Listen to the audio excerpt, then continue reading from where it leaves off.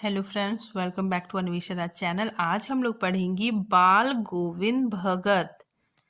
ठीक है, और इनके कवि है राम बृक्ष बेनीपुरी। इस पाठ में सामाजिक रूढ़ियों पर प्रहार किया गया है। चलिए ये पाठ हम लोग पढ़ना शुरू करते हैं।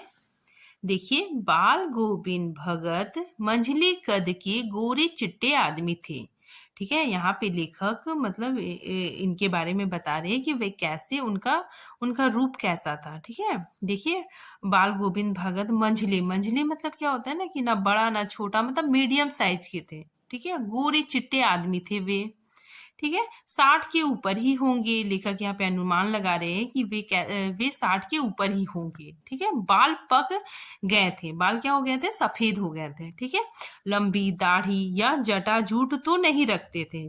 ठीक है, जैसे दूसरे साधु होते हैं ना, दाढ़ी रखते हैं। ठीक है, जटाएं रखते हैं। तो ये जो बाल गोविंद भगत थे, ये ऐसा नहीं रखते थे। ठीक है, इनकी लंबी दाढ़ी भी नहीं थी और जटाएं भी नहीं थी।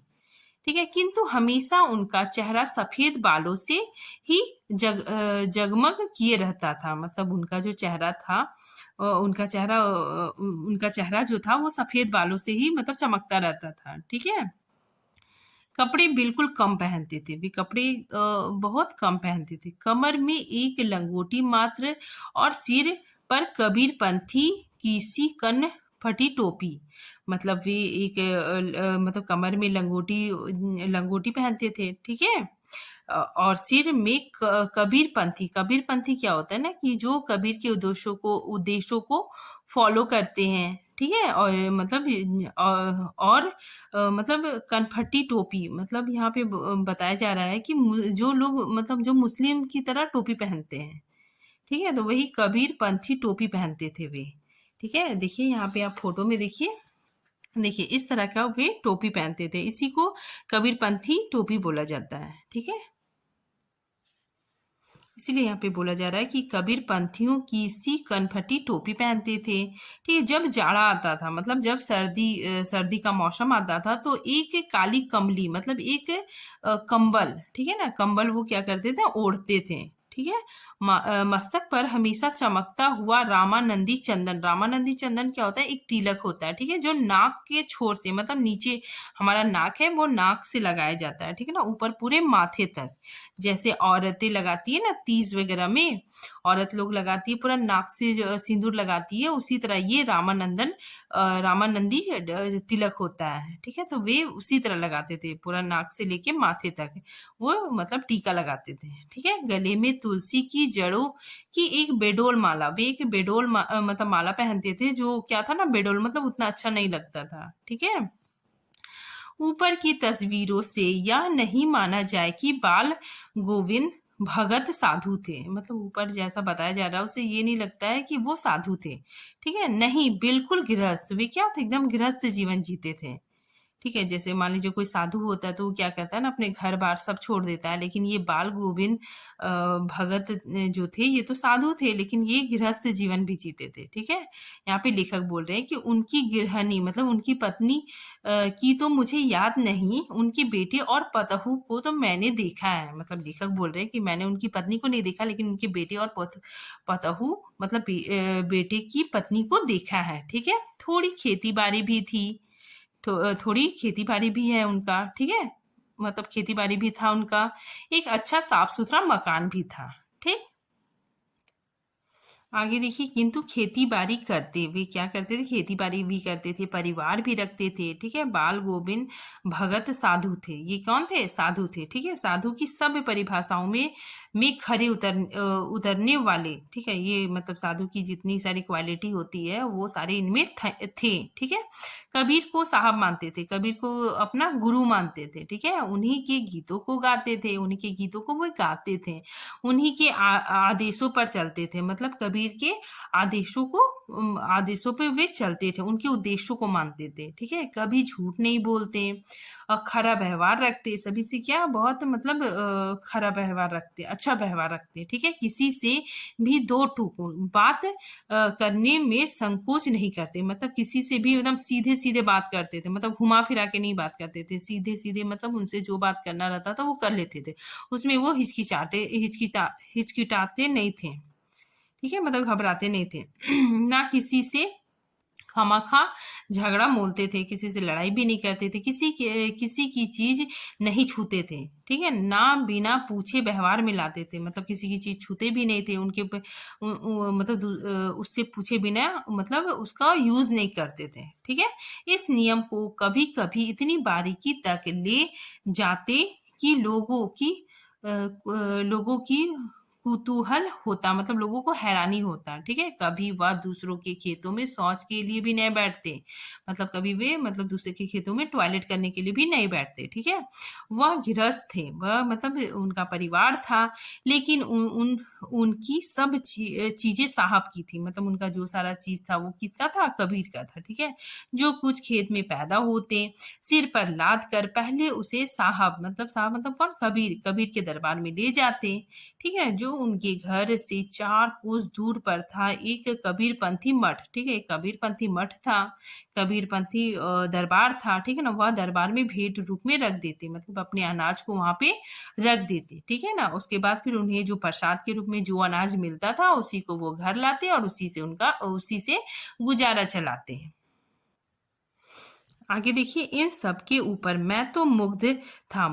मैं कौन? लेखक। ठीक है, लेखक बोलते हैं कि इन सब के ऊपर मैं क्या था? एकदम फिदा था। ठीक है, उनके मधुर गाने पर, उनके मधुर गाने पे मैं क्या था? फिदा था। ठीक है ना, जो सदा सवत्र ही सुनने को मिलता है, मतलब मुझे सुनने को हमेशा ही मिलता है कबीर के वे सीधे साधे पद, मतलब कबीर के जो पद है जो उनके कंठ से निकलकर सजीव हो जाते थे। मतलब बाल गोविंद भगत गाना गाते थे। ठीक है, और संगीत मतलब बहुत अच्छा गाना गाते थे। ठीक है, बहुत मधुर आवाज में गाना गाते थे, और वे कबीर के सीधे साधे पंथ को गाते थे और बहुत ही मतलब सुरीली आवाज में गाते थे। ठीक है ना, जो कवि को बहुत ही अच्छा लगता था। ठीक है, आगे देखिए, आषाढ़ की रिमझिम है, मतलब आषाढ़ महीना क्या होता है ना? बरसात का महीना होता है। ठीक है ना, आषाढ़ महीने में बहुत बारिश होती है, और यहाँ पे मतलब यहाँ पे बोला जा रहा है कि आषाढ़ की रिमझिम है, समूचा गांव खेतों में उतर पड़ा है। ठीक है ना, मतलब पूरा गांव खेत पे मतलब उतर पड़ा है सब। कहीं हल चल रहे हैं, कहीं क्या हो रहा है? हल चल, कहीं धान की रोपनी हुई है। ठीक है, धान के पानी भरे खेतों में बच्चे उछल कूद कर रहे हैं, मतलब क्या हो रहा है ना कि खेत में पूरा पानी भरा हुआ है, धान की खेती हो रही है, बच्चे भी क्या कर रहे हैं? उछल कूद कर रहे हैं। ठीक है, औरत कलेवा लेकर मेड़, कलेवा क्या होता है? नाश्ता होता है, सुबह का नाश्ता लेकर वो लोग मतलब मेड़ मतलब खेत के किनारे वो लोग बैठी हुई है। ठीक है, मेड़ क्या होता है ना कि ये खेत के किनारे किनारे मतलब थोड़ा सा ऊपर मिट्टी का थोड़ा सा बाउंड्री जैसा दिया होता है। ठीक है, तो वहां पे किनारे में औरतें बैठी हुई है। ठीक, आगे देखिए, आसमान बादल से घिरा, धूप का नाम नहीं था। ठीक है, मतलब आसमान में पूरा बादल घिरे हुए थे, धूप का नाम नहीं था, मतलब एक जरा भी धूप नहीं था। ठंडी पुरवाई चल रही थी, ठंडी पुरवाई मतलब क्या होता है कि पूरब से हवा चल रही थी। ठीक है ना, बहुत ठंडी ठंडी हवा चल रही थी।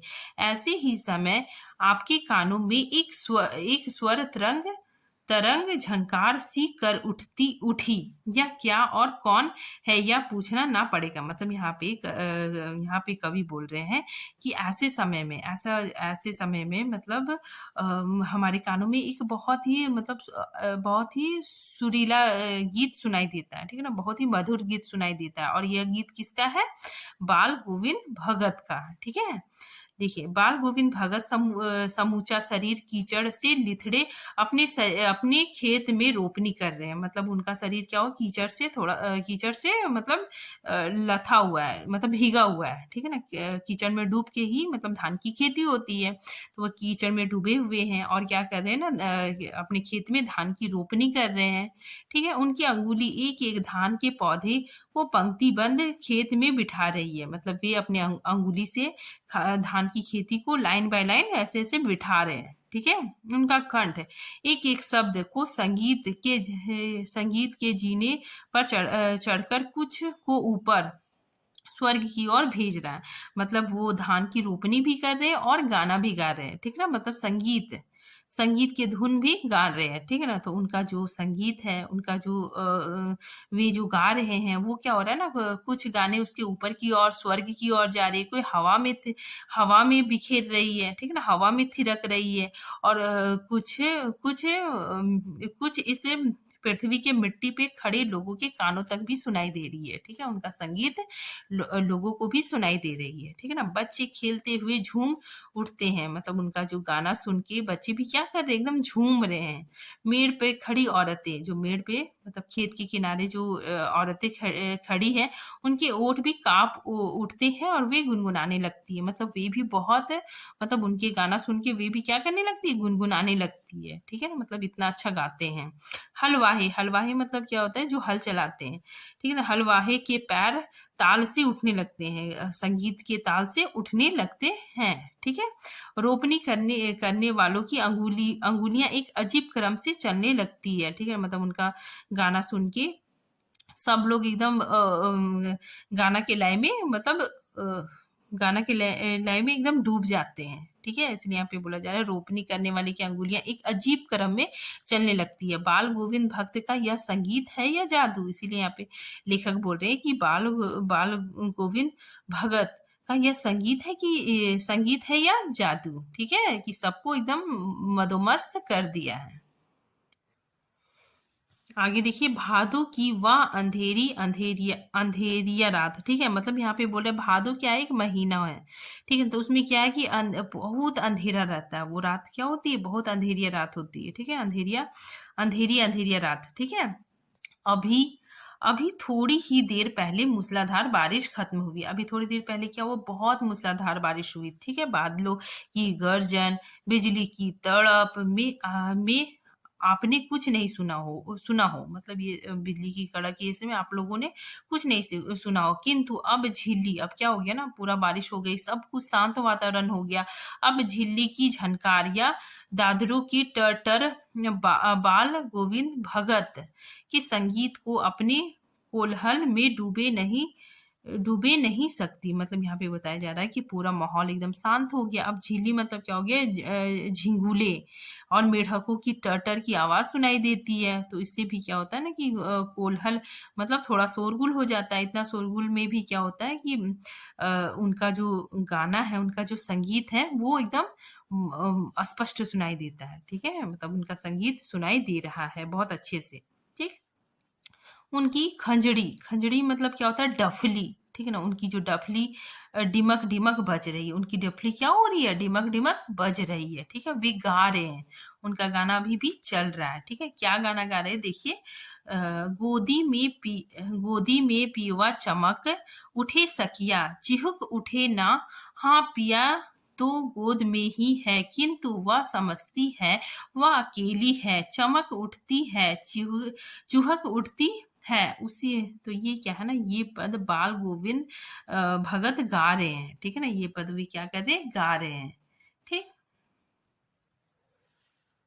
आगे देखिए, उसी भरे बादलों वाली भादों की आधी रात में उनका यह गाना अंधेरे में अकस्माकता कौंध उठने वाली बिजली की तरह किसे ना चौंका देता। मतलब यहाँ पे बताया जा रहा है कि जिस तरह बादल होते हैं, बादल के बाद मतलब जो बिजली कड़कती है, उससे क्या होता है ना, सब चौंक जाते हैं। उसी तरह इनका गाना भी क्या हो रहा है ना, सबको चौंका दे रहा है, ठीक है ना। सबको मतलब चौंका दे रहा है, जगा दे रहा है, ठीक है। अरे अब सारा संसार निस्पंद में सोया है, मतलब सारा संसार एकदम सन्नाटे में सोया हुआ है, ठीक है। बाल गोविंद भगत का संगीत जाग रहा है। बाल गोविंद भगत का संगीत क्या हो रहा है, जाग रहा है, ठीक है ना। जाग रहा है, तेरी गठरी में लगा चोर मुसाफिर जाग रहा है, ठीक है। मतलब वो गा रहे हैं, ठीक है ना, वो ये गाना गा रहे हैं, ठीक है। आगे देखिए, कार्तिक आया नहीं कि बाल गोविंद भगत की प्रभातियां शुरू हो गई। कार्तिक क्या है, कार्तिक एक महीना होता है, ठीक है ना, बहुत बहुत शुभ महीना माना जाता है। ये हिंदी का महीना है और ये कब आता है, जब दीपावली आती है, ठीक है, शरद ऋतु का आगमन होता है, तभी ये महीना आता है, ठीक है। तो इसमें क्या होता है ना कि बाल गोविंद भगत की प्रभातियां शुरू हो जाती है। प्रभातियां क्या होता है, जो सुबह सुबह गाते हैं, ठीक है ना, मॉर्निंग प्रेयर। तो ये क्या करते थे ना, प्रातः काल जल्दी उठ के भजन गाते थे, ठीक है। इसी को प्रभातिया बोला जाता है, ठीक है। तो कार्तिक आया नहीं कि बाल गोविंद भगत की प्रभातियां शुरू हो गई, जो फागुन तक चला करती, जो कितने कब तक चलती, फागुन तक ये चलता है। ठीक है। इन दिनों वह सवेरे उठते, ना जाने किस वक्त जाकर वह नदी स्नान को जाते। ठीक है ना, मतलब वो सवेरे उठ के नदी स्नान के लिए जाते। गांव से 2 मील दूर जाते। ठीक है, वहां से नहा धोकर लौटते, और गांव के बाहर ही पोखर मतलब तालाब, ठीक है ना, तालाब के ऊंचे भिंडे मतलब ऊंची जो साफ सुथरा जगह है वहां पे वो क्या करते, खंजड़ी लेकर, अपना जो वो खंजड़ी मतलब बजाने वाला जो इंस्ट्रूमेंट, ठीक है ना, उसको लेकर बैठ जाते। ठीक है, और अपने गाने टेरने लगते, अपने सुर में फिर गाना शुरू कर देते। ठीक है, यहाँ पे लेखक बोल रहे हैं कि मैं शुरू से ही देर तक सोने वाला हूँ, मैं शुरू से क्या करने वाला हूँ, बहुत देर तक से सोने वाला, किंतु एक दिन माघ की उस दांत किटकिटाने वाली भोर में भी उसका संगीत मुझे पोखरे पर ले गया। मतलब यहाँ पे लेखक बोल रहे हैं कि उसका संगीत सुनकर, इतनी ठंडी होने के बावजूद, मेरे दांत किटकिटा रहे थे, इतनी ठंडी थी, उसके बावजूद भी मतलब उनका संगीत सुनकर मैं पोखरे तक चला गया। ठीक है ना, तालाब तक चला गया। अभी आसमान के तारे के दीपक बूझे नहीं थे, मतलब अभी आसमान में तारे टिमटिमा रहे थे। हाँ हाँ, पूरब की लोही लग रही थी, जिसकी लालिमा को शुक्र तारा और बढ़ा रहा था। मतलब वहां पे क्या हो रहा ना, थोड़ा थोड़ा सूरज निकल रहा था, तो उसकी लालिमा दिख रही थी, और शुक्र तारा तो रहता ही है, तो वो तारा भी थोड़ा थोड़ा दिख रहा था। ठीक है, खेत बागीचा घर सब पर कुहासा छा रहा था, मतलब चारों तरफ क्या था, एकदम कुहासा था, ठंडी थी। ठीक है, सारा सारा वातावरण अजीब रहस्य से अवित्र मालूम पड़ रहा था, मतलब सारा जो वातावरण था एकदम ढका हुआ, एकदम बादलों से ढका हुआ, एकदम रहस्यमय के जैसा लग रहा था। ठीक है, उस रहस्यमय वातावरण में एक कूस क्या होता है ना, एक प्रकार का घास होता है। ठीक है, तो कूस से बनी हुई चटाई थी। ठीक है, तो वे क्या कर रहे थे ना कि पूरब की तरफ चटाई बिछाकर, ठीक है, काली कमली अपने कंबल को ओढ़कर, बाल गोविंद भगत अपनी खजड़ी लिए बैठे हुए थे, अपनी वो खजड़ी लेकर लेकर वे बैठे हुए थे। ठीक है, आगे देखिए, उनके मुंह से शब्दों का तो तांता लग रहा था। शब्दों का तांता मतलब सुर में वे गाने लग गए हैं। ठीक है, उनकी अंगुलियां खजड़ी पर लगातार चल रही थी, मतलब वे खजड़ी पर मतलब लगातार उसको बजा रहे थे। ठीक है ना, गाते गाते इतने मस्त हो जाते, मतलब गाते गाते इतना मतलब धुन में खो जाते, इतने सुर में आते कि उत्तेजित हो उठते, कि मालूम होता कि अब खड़े ही हो जाएंगे, मतलब वे गाने में एकदम डूब जाते। ठीक है, कमली तो बार बार सिर से नीचे सरक जाता, उनका जो कंबल था, शॉल जो ओढ़ते थे, वो क्या होता, बार बार नीचे सरक जाता। ठीक है, मैं जाड़े से कप कपा रहा था, यहाँ पे लेखक बोल रहा है कि मैं तो जाड़े से कप कपा रहा था। ठीक है, किंतु तारे की छांव में भी उनके मस्तक के श्रम बिंदु जब तक चमक ही पड़ते, मतलब वे जब इतना मगन से गा रहे हैं, मतलब पूरा धुन में पूरी तरह से डूब गए हैं, तो उनका क्या हो रहा है ना कि पसीने के बूंद नजर आ रहे हैं। ठीक है, ऐसा यहाँ पे कवि कह रहे हैं। नेक्स्ट देखिए, गर्मियों में उनकी सांझा मतलब शाम में, ठीक है, कितनी उमस भरी शाम को ना शीतल करती। अपने घर के आंगन में आसन जमा बैठते, मतलब अपने घर में घर के आंगन में वे बैठ जाते आसन जमा कर। ठीक है, गांव के उनके कुछ प्रेमी भी जुड़ जाते। ठीक है, गांव में कुछ लोग जो उनको प्रेम करते थे, उनको बहुत सम्मान देते थे। ठीक है, तो वे लोग भी क्या करते थे ना, आ जाते थे। खंजड़ियों और खंजड़ी और करताल की भरमार हो जाती, मतलब ये सारे लोग भी अपने साथ खंजड़ी और करताल लेके आते थे, तो बहुत सारा हो जाता था। ठीक है, इसलिए यहाँ पे लिखा हो भरमार हो जाती थी। एक पद बाल गोविंद भगत कह जाते, मतलब एक पद वे गाते थे। ठीक है, तो उनका जो प्रेमी मंडली था, उसे क्या करता था, दोहराता था, तिहराता था, मतलब उसको रिपीट करता था। ठीक है, धीरे धीरे स्वर ऊंचा होने लगा, धीरे धीरे स्वर क्या होने लगा, ऊंचा होने लगा। एक निश्चित ताल, एक निश्चित गति से, मतलब एक निश्चित ताल, एक निश्चित गति से एकदम संगीत पूरा चलने लगा, बहुत अच्छे तरीके से। उस ताल स्वर के चढ़ाव के साथ श्रोताओं के मन भी ऊपर उठने लगे। जो वहां पे श्रोता थे, जो वहां सुन रहे थे, उन्हें भी बहुत अच्छा लगने लगा। वे भी संगीत में पूरा एकदम संगीत में डूबने लगे। धीरे धीरे मन तन पर हावी होने लगा। ठीक है, संगीत मन तन पर हावी हावी होने लगा। होते होते एक क्षण ऐसा आता कि बीच में खंजड़ी लिए बाल गोविंद भगत नाच रहे। मतलब ये बाल गोविंद भगत गाते गाते इतना इतना डूब जाते थे कि वे उठ उठ के नाचने लग जाते थे। ठीक है, और उनके साथ ही सबके तन और मन नृत्यशील हो उठते, और सभी लोग उठ उठ के क्या करने लगते, नाचने लगते, डांस करने लगते। सारा आंगन नृत्य और संगीत से ओतप्रोत है। मतलब सारा जो आंगन था वो संगीत से क्या हो जाता, एकदम भर जाता था। ठीक है, आगे देखिए, बाल गोविंद भगत की संगीत साधना का चरम उत्कर्ष उस दिन देखा गया जिस दिन उनका बेटा मरा। ठीक है ना, यहाँ पे कवि बोल रहे हैं कि बाल गोविंद का जो संगीत साधना था वो सबसे चरम, मतलब सबसे ऊंचाई में तब देखा गया था जब उनका बेटा मर गया था। ठीक है ना, मतलब जब उनका बेटा मर गया था तो ये क्या कर रहे थे ना, मतलब ये उस टाइम संगीत, मतलब उस टाइम भी मतलब गाना गा रहे थे। ठीक है, देखिए आगे क्या होता है। इकलौता, यहाँ पे कवि बोल रहे हैं कि इकलौता बेटा था वह, कुछ सुस्त और भोंदा सा। ठीक है, मतलब भोंदा सा मतलब थोड़ा कम बुद्धि का था, कमजोर भी था। ठीक है, किंतु इसी कारण बाल गोविंद भगत उसे और भी मानते थे। इसी कारण उसको क्या करते थे, बहुत प्यार करते थे। उनकी समझ में ऐसे आदमी पर ही ज्यादा नजर रखनी चाहिए। मतलब ऐसा जो सुस्त रहता है, थोड़ा कम बुद्धि का रहता है, उसको क्या करना चाहिए, ज्यादा प्यार करना चाहिए। ठीक है, क्योंकि ये निगरानी और मोहब्बत के ज्यादा हकदार होते हैं, उन्हें प्यार की ज्यादा जरूरत होती है। ठीक है ना, बड़ी साध से, ठीक है ना, मतलब बड़ी खुशी से उसकी शादी करवाई, अपनी बेटे की उन्होंने शादी करवाई। ठीक है, पतहू बहुत ही सुभाग और सुशील मिली। उनकी जो बेटे की जो पत्नी थी वो बहुत ही मतलब अच्छी मिली। ठीक है, घर घर की पूरी प्रबंधिका बनकर भगत को बहुत कुछ दुनियादारी से निविद्र कर दिया था। मतलब यहाँ पे उनकी जो बहू थी पूरे घर को संभाल ली थी, और गृहस्थ की जितनी जितनी जिम्मेदारियां थी वो उसने सब कुछ ले लिया था, सब कुछ ले लिया था। ठीक है, और उनको क्या कर दिया था, बेफिक्र कर दिया था। निवृत्त मतलब उसे छुटकारा पा लिए थे। ठीक है, कौन, भगत। ठीक है, बाल गोविंद भगत, उनको मतलब उतनी चिंता नहीं होती थी, वे पूरे उनकी बहू पूरा घर हैंडल कर लेती थी।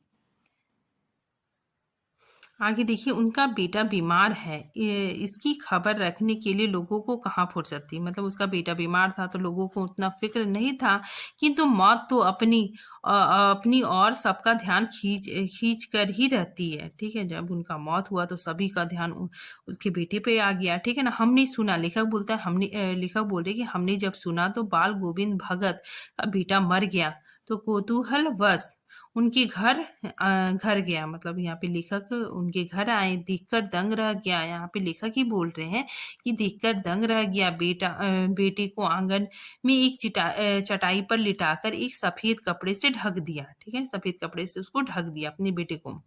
ठीक है, वह कुछ फूल तो हमेशा ही रोपते रहते थे। मतलब कुछ फूल अपने आंगन में लगाते थे। ठीक है, मतलब कुछ फूल अपने आंगन पे वो प्लांटिंग करते थे, लगाते थे। ठीक है, उन फूलों में से कुछ तोड़कर उन पर बिखेर दिए, उसके अपने बेटे के सौ पे बिखेर दिए। ठीक है, फूल और तुलसी दल भी थे, फूल और तुलसी दल भी थे, और श्री राह ने एक चिराग जला, मतलब वहां जलाए रखे थे। मतलब वहां पे एक ठो दिया, ठीक है ना, एक दीपक भी जला के रखे थे। आगे देखिए, और उसके सामने जमीन पर ही आसन जमाए गीत गाए चले जा रहे थे। देखिए यहाँ पे मैंने बताया ना कि वो उनके बेटे मर जाते हैं तो वो क्या करने लगते हैं, आसन जमा के गीत गाने लगते हैं। ठीक है, वही पुराना स्वर, वही पुरानी तल्लीन, ठीक है, मतलब पुराने धुन को गाने लगते हैं। ठीक है, घर में पतहू रो रही थी, जिसे गांव की स्त्रियां चुप कराने की कोशिश कर रही थी। मतलब उनकी बहू रो रही थी और गांव की स्त्रियां उनको चुप करा रही थी, किंतु बाल गोविंद भगत गाए जा रहे थे। वे क्या कर रहे थे, गाए जा रहे थे। ठीक है, हाँ, गाते-गाते कभी पतहू के नज़दीक भी जाते थे। मतलब उनके पास जाते अपनी बहू के पास जाते थे और उसे रोने के बदले उत्साह उत्सव मनाने को कहते थे। उसे क्या बोलते थे कि तुम रो नहीं, उत्सव मनाओ। ठीक है? देखिए, आत्मा परमात्मा के पास चली चली गई, बिरहनी अपने प्रेमी से जा मिली। भला इससे बढ़कर आनंद मतलब खुशी की बात क्या हो सकती है? ठीक है? तो इसमें बोल रहे हैं कि आत्मा परमात्मा के पास चली गई, बिरहनी प्रेमी से जा मिली। ठीक है? तो इसमें बताया जा रहा है कि बाल गोविंद जो भगत थे, वो क्या थे ना, साधु थे। तो वे मतलब ईश्वर को परमात्मा मानते थे। तो इसीलिए वे इस तरह की बातें कर रहे हैं। ठीक है? आगे देखिए, कवि बोलते हैं कि मैं कभी-कभी सोचता हूँ, या कवि बोल रहे हैं मतलब बोल रहे हैं कि मैं कभी-कभी सोचता हूँ यह पागल तो नहीं हो गए हैं, किंतु नहीं, वह जो कुछ भी कर रहे थे, मतलब वो जो भी कुछ भी कर रहे थे उसमें उनका विश्वास बोल रहा था। मतलब वे पूरे विश्वास के साथ बोल रहे थे। ठीक है? वह चरम विश्वास जो हमेशा ही मृत्यु पर विजय होता आया है। ठीक है? मतलब उनका विश्वास विश्वास के साथ वे बोल रहे थे। आगे देखिए, बेटे के क्रियाक्रम में तुल नहीं किया, पतहू से ही आग दिलाई उसकी। ठीक है? यहाँ पे मतलब देखिए, यहाँ पे सामाजिक कुप्रथाओं का खंडन हो रहा है। यहाँ पे कवि बोल रहे हैं कि जो ये बाल गोविंद भगत थे, ये क्या कि जो क्रियाक्रम होता है उसमें ज्यादातर अपनी बहू से ही करवाएं। ठीक है? बहू से ही आग दिलवाई। ठीक है? किंतु जो ही श्राद्ध की अवधि पूरी हो गई, मतलब श्राद्ध की जो अवधि होते हैं ना, मतलब जितना सारा कार्यक्रम होता है, वो अगर वो सब कुछ अगर मतलब वो सब पूरा हो गया, उसके बाद पतहू के भाई को बुलाकर, ठीक है ना, मतलब अपने बेटे की पत्नी के भाई को बुलाकर मतलब वे यह आदेश देते हैं कि इसकी दूसरी शादी करा दे। मतलब वे बोल रहे हैं कि इसकी दूसरी शादी करा दो। ठीक है? इधर पतहू रो रो के कहती कि मैं चली जाऊंगी तो बुढ़ापे में कौन आपके लिए भोजन बनाएगा? ठीक है? वो बोल रही है कि मैं चली जाऊँगी तो कौन आपके लिए भोजन बनाएगा? बीमार पड़े तो कौन एक चुल्लू पानी भी देगा? मतलब एक चुल्लू पानी आपको कौन देगा? कौन आपकी देख-रेख करेगा? मैं पैर पड़ती हूँ, मुझे अपने चरणों से अलग नहीं कीजिए। मतलब वो बोल रही है कि आप मुझे अपने से दूर मत कीजिए। ठीक है? मैं आपकी बहुत सेवा करूँगी। ठीक है? आपकी देखभाल कौन करेगा? लेकिन भगत का निर्णय अटल, मतलब भगत का जो फैसला था वो क्या था? एकदम अटल था। तू जा, नहीं तो मैं ही इस घर को छोड़कर चल दूँगा। ठीक है? वे बोलते हैं कि तुम अगर नहीं जाएगी तो मैं ही चला जाऊँगा। ठीक है? यह थी उनकी आखिरी दलील, मतलब यह उनकी आखिरी शर्त थी। ठीक है ना? इस दलील मतलब ये शर्त के आगे बेचारी की क्या चलती, मतलब वो अपने भाई के साथ चली गई। आगे देखिए, बाल गोविंद भगत की मौत उन्हीं के अनुरूप हुई। ठीक है? उन्हीं के अनुसार हुई। ठीक है? वह हर वर्ष गंगा स्नान करने जाते थे। वे कहाँ पे जाते थे? गंगा स्नान करने के लिए। स्नान पर उतना आस्था नहीं रखते थे। वे स्नान पे मतलब नहाने पे उतना आस्था नहीं रखते थे जितना संत समागम। ठीक है? संत समागम मतलब संत लोग आपस में मिलते थे, लोग दर्शन करते थे, लोगों का दर्शन करते थे, उस पे उनका ज्यादा मतलब आस्था था। ठीक है? पैदल ही जाते थे। करीब 3 कोस पर गंगा थी। ठीक है ना? बहुत दूर थी, 3 कोस। ठीक है? साधु को संबल लेने का क्या हक, मतलब साधु को सहारा नहीं लेना चाहिए किसी से। ठीक है? यहाँ पे मतलब बोल रहे हैं। और गृहस्थ किसी से भिक्षा क्यों मांगे, मतलब वो किसी से भिक्षा भी नहीं मांगना चाहते थे। ठीक है? अंततः इसीलिए घर से खाकर चलते थे, वे घर से खाना खा के चलते चलते थे। तो फिर घर पर ही लौट कर खाते थे, मतलब घर पे वापस आते थे उसके बाद ही खाना खाते थे। रास्ते भर खंजरी बजाते गाते, ठीक है ना, रास्ते में वो लोग खंजरी बजाते थे, गाते थे। जहाँ प्यास लगती थी वह पानी पी लेते थे, नदी में या कहीं भी क्या कर लेते थे, पानी पी लेते थे। 4-5 दिन आने जाने में लगते थे। ठीक है? मतलब 4-5 दिन आने जाने में लगता था। किंतु इस लंबे उपवास में भी वही मस्ती, मतलब वे इतना उपवास रखते थे, फिर भी वही गाते बजाते मस्ती करते हुए आते थे। ठीक है? अब बुढ़ापा आ गया था। अब बुढ़ापा भी आ गया था, किंतु टेक वही जवानी वाली, मतलब उनका जितना सारा काम था वही सारा जैसे वे मतलब जवानी में करते थे वैसे अभी भी करते हैं। इस बार लौटे तो तबीयत कुछ सुस्त थी। वो इस बार लौटे तो उनकी तबीयत क्या थी? खराब हो गई। ठीक है? खाने पीने के बाद भी तबीयत नहीं सुधरी। अम, उनकी तबीयत में सुधार नहीं हुई, थोड़ा बुखार आने लगा, थोड़ा-सा क्या होने लगा, बुखार आने लगा। किंतु नेम व्रत तो छोड़ने वाले नहीं थे। नेम व्रत मतलब क्या थे, जो उनका रूटीन था, वे उसी के अनुसार चलते थे, ठीक है ना? वे दोनों जून गीत, स्नान ध्यान करते थे, नहाने के बाद थोड़ा-सा पूजा-पाठ भी करते थे। खेती-बाड़ी देखना, खेती-बाड़ी भी देखते थे। दिन-दिन दिन-दिन खींचने लगे, मतलब दिन-दिन वो थोड़ा-थोड़ा कमज़ोर होने लग गए हैं, ठीक है? लोगों ने नहाने-धोने से मना कर दिया, आराम करने को कहा। उनके बहुत सारे लोग थे, ठीक है ना? उनके जो प्रेमी थे, उनको बोले कि आप थोड़ा कम नहाइए, अपना ख़्याल रखिए, ठीक है? किंतु हँसकर टाल देते रहते थे। वे क्या करते थे? वो हँस के टाल देते थे, किसी की भी नहीं सुनते थे, ठीक? उस दिन भी संध्या में गीत गाए। उस दिन क्या किए हुए? संध्या में गीत गाए शाम के समय।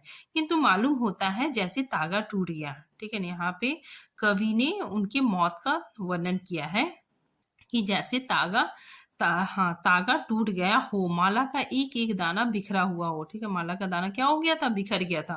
भोर में लोगों ने गीत नहीं सुना, जाकर देखा तो बाल गोविंद भगत नहीं रहे, सिर्फ उनका पंजरा रहा। मतलब बाल गोविंद भगत की मृत्यु हो चुकी थी, ठीक है? बस इतना ही है। Thank you friends. Next part का वीडियो हम बनाएँगे। तब तक के लिए थैंक यू।